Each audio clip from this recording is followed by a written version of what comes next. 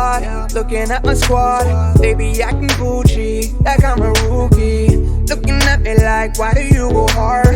Cause goddamn, I'm on a cruise ship. I do whatever that I want. Better understand, cause I don't know where I should start. Level out the score, cause yeah, I'm finna.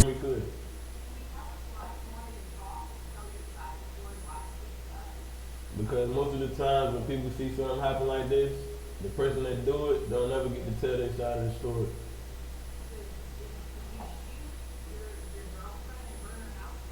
Yeah, I did. Yeah. So in the beginning, everything was good. Like our life was good. But the whole reason that kind of switched it up was like a week ago, when one of her parents tried to get involved in our relationship and tried to turn her away from me, or like ask about me and how I provide for her when I was providing very well. And it just made her like start to act different. I had been there with her for almost what, 15 months, 16 months. And they had never like came to check on her. I only seen them come to check on her like twice out of like almost a year and a half. And I had been there for her emotionally, physically, and spiritually, but it was like when she tried to move on to the next chapter in her life, when her mom asked like, how would he provide now that you about to get a good job, how would he provide, I was getting ready to launch a business. I didn't just up and just wake up and do this. We had no problems at all. This is a build-up of just us taking a whole week. We had been in the house together for almost a year trying to get our business plans together. We had figured out a workout plan, a dieting plan, a financing plan. We had everything laid out. I even helped her get her business launched and sat there with her while she was trying to get her business put together, when she had to actually run a church, go to college, take care of herself when she was sick, and also make sure that her parents was good. So at that time, I was helping her hold all the weight.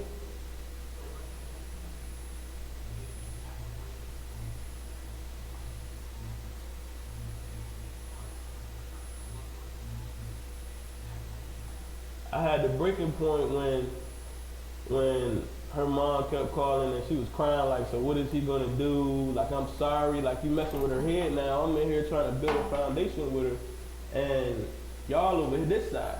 So when she was getting ready to start a new job, it was like her attitude started to switch because she listening to them, but they don't know she was crying and on the floor and everything before she even talked to them. So now I'm trying to build a foundation over here with her. Y'all trying to come over here and build, but y'all never coming over. Y'all never actually putting in, and she's never telling y'all what I'm actually doing for her, so it makes it seem like I'm not providing at all.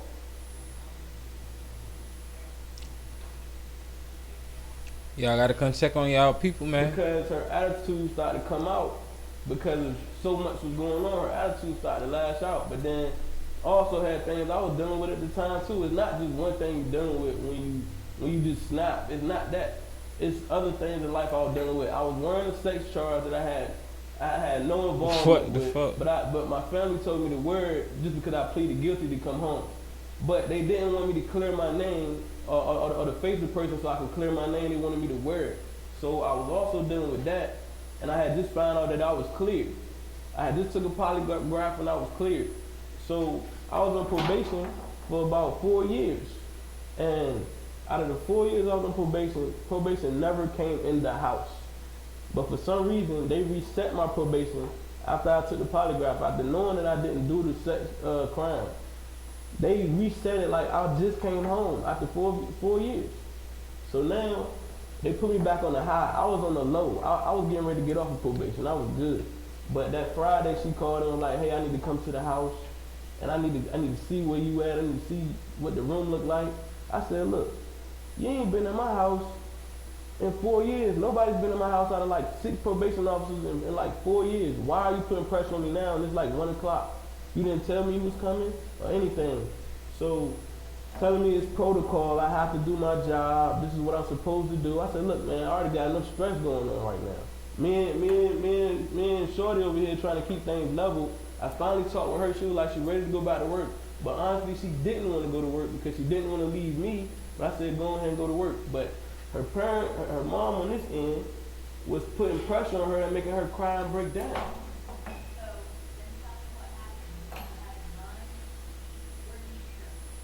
I shot her in the head. Mm. But I didn't just do that. She told me I put the dog inside of the room. I put the dog inside of the room. And I had it snapped already. I was saying red. So when I put the dog in the room, I was about to set the dog on fire. And she told me, she said, no, don't do nothing to the dog. What? You can take me and do whatever you want to do to me instead and let him live. So I did that. Okay. I did exactly that because she started making a lot of noise. I did exactly that. I mean, when you snap, you don't think about remorse. You just snap. So, I mean, do you have remorse if you ever tell a lie? Do you have remorse if you ever look somebody in the face and told a bold lie, or you had a question but you knew the answer but you just want to see what somebody gonna tell you? It's not the same do you have thing, remorse bro. when you feel when you look in the mirror and you know this is not the right way to go out, but you still go out like that? Like how many times in your life do you feel like you have remorse?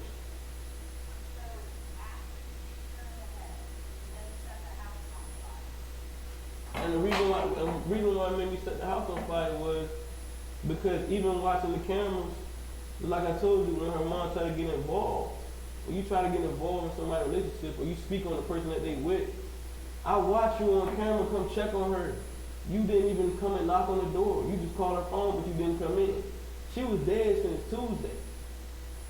You came to the house on Wednesday. I was texting you on her phone. You knew something all right, but you still had a key and you still didn't come in and check on her. Exactly. But they came on Wednesday and she came on Wednesday. Exactly. The house. She just parked in front of the house. So that's what made me fight. That's what made me fiery, man. Like, yo, y'all, like, this is what escalates when you jump in front of somebody's relationship and you act like you want to be there, but you came all the way to the house from Suffolk, Chesapeake, borderline. You drove all the way from there and you just parked in front of the house and you just drove off. If you had opened up the door, you would have realized that the house wouldn't be on fire.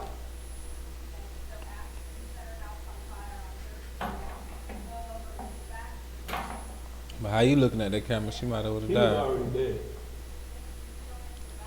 He was dead on Wednesday. Yeah, he was dead on Wednesday. Another one.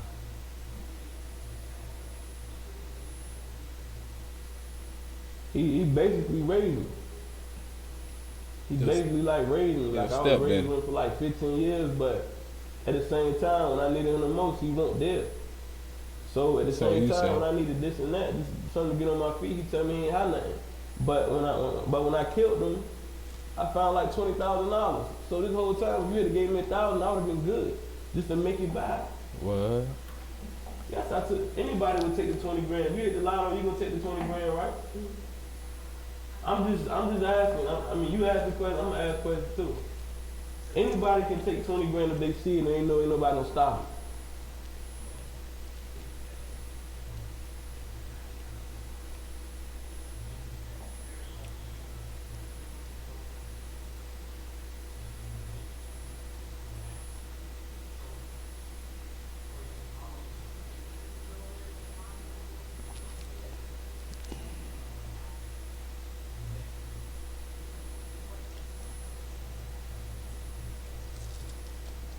Say that again. It was just so much hate I had for him because when I was growing up, he was there, but then he just stepped out of my life. So when I finally tried to like make that bond with him, he act like he wanted to help. He was there, but then he wasn't there like I needed him. And even though I tell you in distress what I need, you tell me you don't have it, and I end up killing you. And now I found out you had everything I needed. I didn't need 20 grand. I probably needed like 1,000 just to get myself situated. But when I kill you, when I find you got 20 grand, you've been lying to me this whole time. Like, don't nobody like to be lied to, so yes, I snapped. Yes, I snapped. And when I brought my cousin there with me, and I did it, it was like, okay. It was like, okay, like I've been ready. Like, you had everything I needed.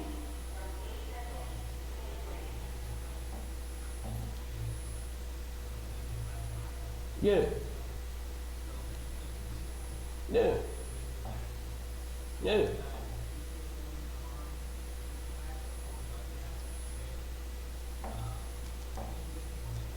Yeah.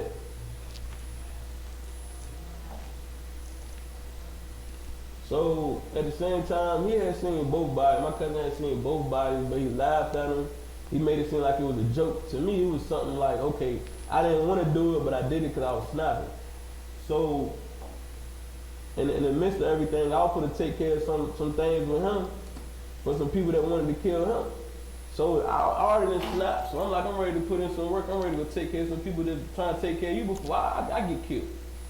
So in the midst of doing that, he's snapping on everybody that's around us. I'm in here trying to help save you, cause I already done snapped. My life gone.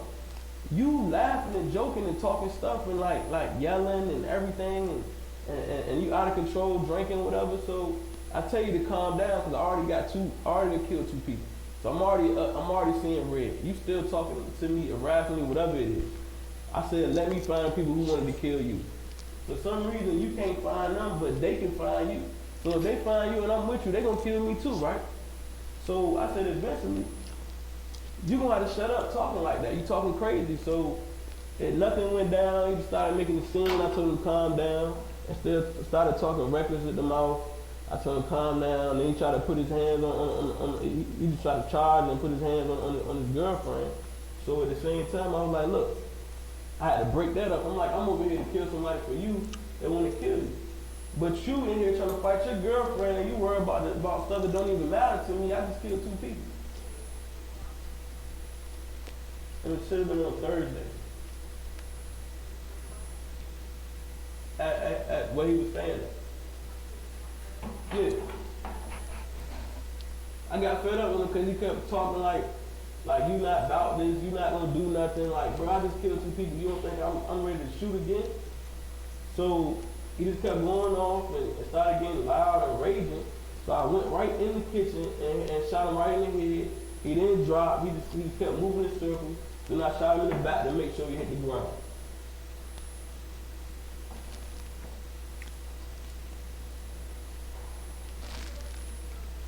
I don't feel no remorse about none of this at all. When you snap, you don't think about remorse. That's not something that comes to your mind when you snapping. It's like if you pissed off, if your man cheated on you and you knew something and he didn't say nothing and you find out, what you gonna do? You gonna talk nice? You gonna think about it? No, you gonna snap.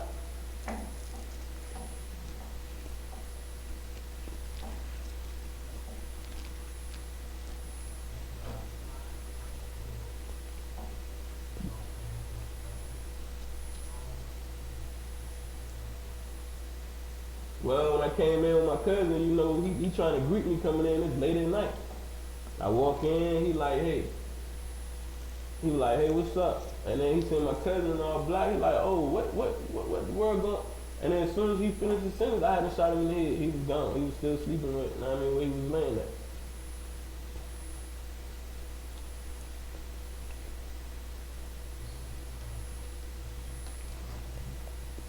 I made sure I used the same gun, so I ain't got to worry about finding no other guns or who did it. Yes, I wanted to be known. Yes, I did it. He killed somebody else too?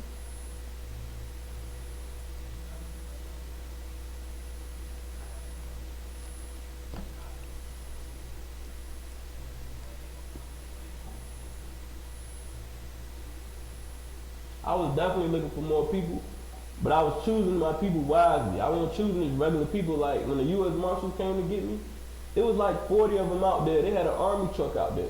So if it weren't for the two kids that was next to me in the Airbnb and their family, and the girl that I had hostage with me, if it weren't for them, I would have went out shooting. But because of the two little boys I seen playing with the ball and playing soccer, I said, you know what, I got kids. So why would I let them shoot up this house and they don't know where I'm at and they catch a bullet? Yeah, I had a girl hostage with me. That was his girlfriend. That was McLean's girlfriend. I had her hostage with me the whole time. Because I told her if she leave and go talk, I was gonna kill her.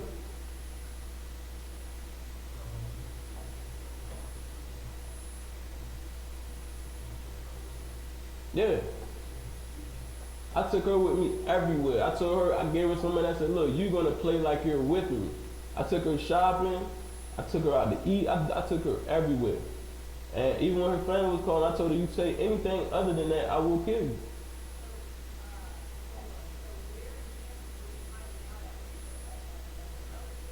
I wasn't hiding out nowhere in Hampton. I was in the Airbnb chilling. I had the upstairs, downstairs, kitchen, flat screen TVs. I had weed. I was good. I wasn't stressing about nothing.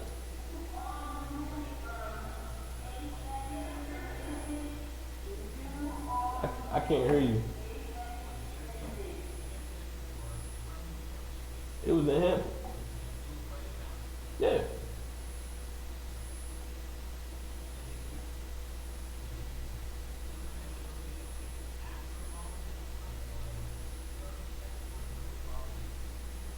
I had already planned on it because with 20 grand, I was trying to get a house. I was trying to get a house for like a month. So, I mean, I was definitely watching y'all broadcasts. I did some good broadcasts. But at the same time, I was sitting there watching y'all the whole time. I had to roll past all the houses where I did this shit at like back to back. Like I had to roll past like twice. You know what I'm saying? I hadn't even went in one of the houses the second time.